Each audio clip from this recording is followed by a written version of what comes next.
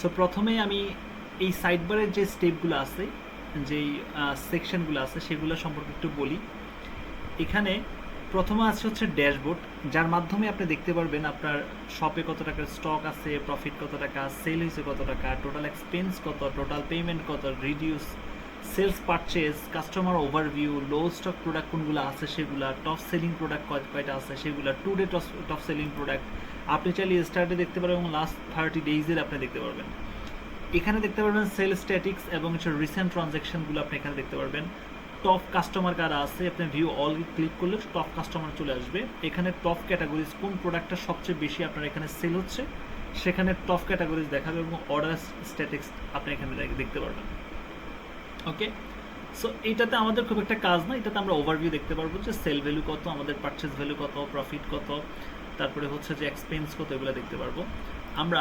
এটা হচ্ছে point of sell, এটা আমরা জেমসে মেডিসিন কর্নারের জন্য তৈরি করছি। আমরা একদম লাইভের জিনিসগুলো আপনাদের দেখাচ্ছি। সো পয়েন্ট অফ সেলে আপনি কীভাবে কাজ করবেন সে বিষয়ে একটু যাই। পয়েন্ট অফ সেলে ঢুকবেন, সাবমিট আপনার ইউজার আইডি দিয়ে যখন আপনি এই প্ল্যাটফর্মে আসবেন, এখান থেকে সচরাচর যেভাবে সেল করে সেভাবেই সেল করবেন। আমি নাপা লিখবো, যদিও এখানে কোনো প্রোডাক্ট নাই যার কারণে প্রোডাক্টটা আসতেছে না। এখানে আপনার যখন সব পারচেস করবেন, পারচেস করলে এখানে দেখতে পারবেন যে প্রোডাক্টগুলো চলে আসছে। এখান থেকে আপনি প্রোডাক্টটা চাইলে যা আছে চালানো ওয়াইজ আপনি রিসিভ করতে পারবেন, অথবা একটা একটা করে দেখে, হ্যাঁ ম্যাক্স প্রো মাফস 40 mg এই প্রোডাক্টটা আপনার কাছে আছে কিনা বা ঢুকছে কিনা, ফিজিক্যালি আসছে কিনা সেটা দেখে আপনি অ্যাপ্রুভ করবেন, রিসিভ করবেন, অথবা রিজেক্ট করতে পারেন। চাইলে অল রিজেক্টও করতে পারবেন, চাইলে অল রিসিভও করতে পারবেন। সো এটার জন্য আমরা একটা নিই, এটাকে অল প্রোডাক্টসে আমরা রিসিভ করে নিলাম, ঠিক আছে। রিসিভ করার পর এই যে ম্যাক্স প্রো 40 mg যে ক্যাপসুলটা এটা আমরা পাবো।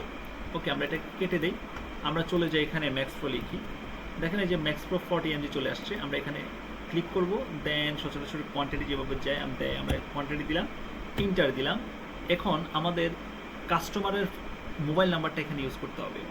আমরা যদি উইথ নাম্বার দিই অথবা উইদাউট নাম্বার দিই, উইদাউট নাম্বার মানে হচ্ছে এখানে নাম্বার ছাড়াই আপনি প্রোডাক্টটা সেল করতে পারবেন, বাট এখানে যখন আপনি উইথ নাম্বার দিবেন তখন নাম্বার দিতে হবে আপনাকে, কাস্টমারের নাম্বারটা আপনি এখানে দিতে হবে।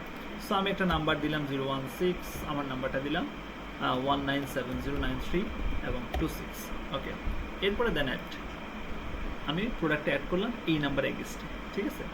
সো এখানে আমার টোটাল কোয়ান্টিটি চলে আসছে, টোটাল প্রাইস চলে আসছে, সব কিছু এই পাশটাতে চলে আসছে। আপনি চাইলে ইন্ডিভিজুয়ালি প্রোডাক্টের উপরও ডিসকাউন্ট দিতে পারবেন, অথবা চাইলে পুরো পুরো ইনভয়েসের উপর ডিসকাউন্ট দিতে পারবেন। দেন এখান থেকে আপনি যাবেন, যদি পার্সেন্টেজে দিতে চান 5 লিখবেন, আর যদি না আমি পার্সেন্টেজে দিব না, আমি অ্যামাউন্টে দিব, এখানে আমি 1 লিখলাম। সো এইভাবে দিতে পারবেন, আপনার যতটুকু রেঞ্জ আছে সেই অনুসারে আপনি দিতে পারবেন। আপনার পেমেন্ট মেথড যদি কার্ড, ব্যাংক, মোবাইল, বিকাশ, নগদ যেটা হয় আপনার পেমেন্ট মেথড এখান থেকে সিলেক্ট করতে পারবেন। দেন চলে যাবেন পে নাওতে, পে নাওতে ক্লিক করার পরে এই অপশনটা আসবে। এখান থেকে আপনি ওই যে আপনার পেমেন্ট মেথডটা সিলেক্ট করবেন, দেন হচ্ছে প্রাইস দিবেন কত টাকা সে আপনাকে দিছে সেটা দিলেন, দেওয়ার পরে আপনি ওকে দিলে আপনার রিসিপ্টটা বের হয়ে যাবে। এটা হচ্ছে আমাদের সেল পদ্ধতি, ঠিক আছে।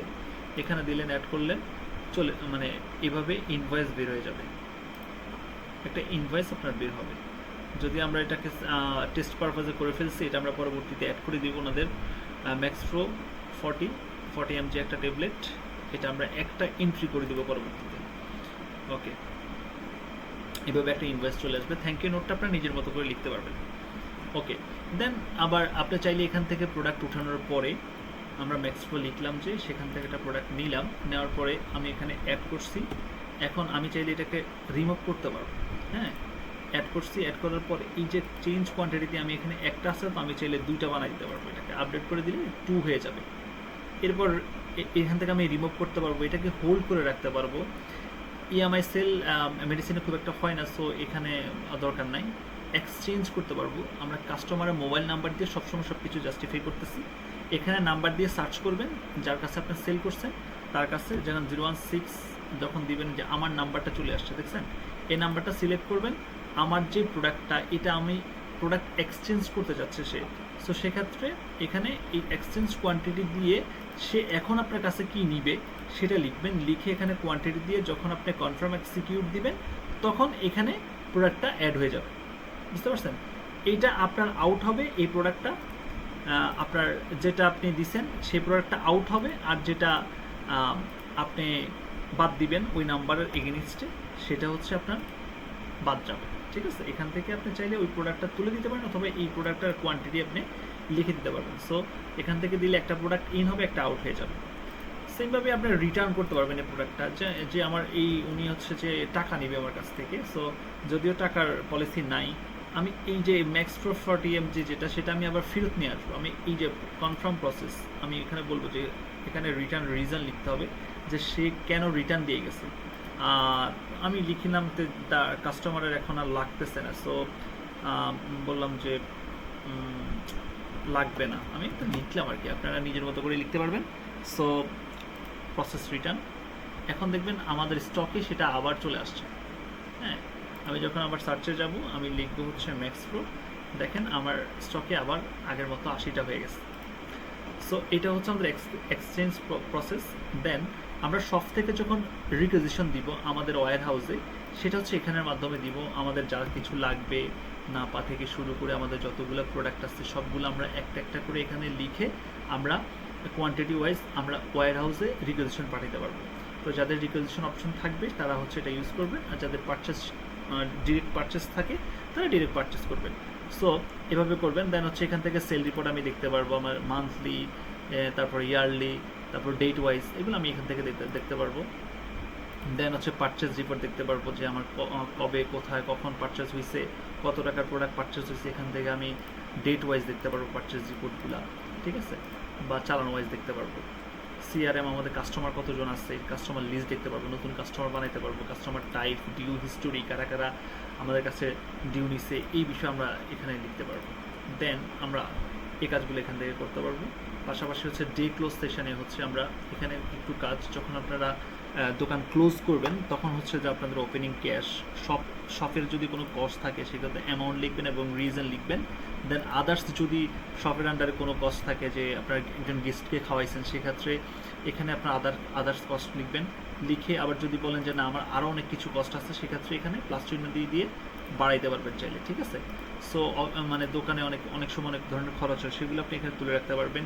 অ্যাকচুয়াল ড্রয়ার ক্যাশ, আপনার কত টাকা দিয়ে এখন মানে কত টাকা আপনার ড্রয়ারে এখন আছে, এক্সট্রা ক্যাশ কত টাকা আপনার আছে, ওপেনিং ব্যালেন্স কত, এই জিনিসগুলো আপনার এখানে উঠে আসবে। ঠিক আছে, সো এখান থেকে আপনার ডে ক্লোজ সেশন শেষ করবেন।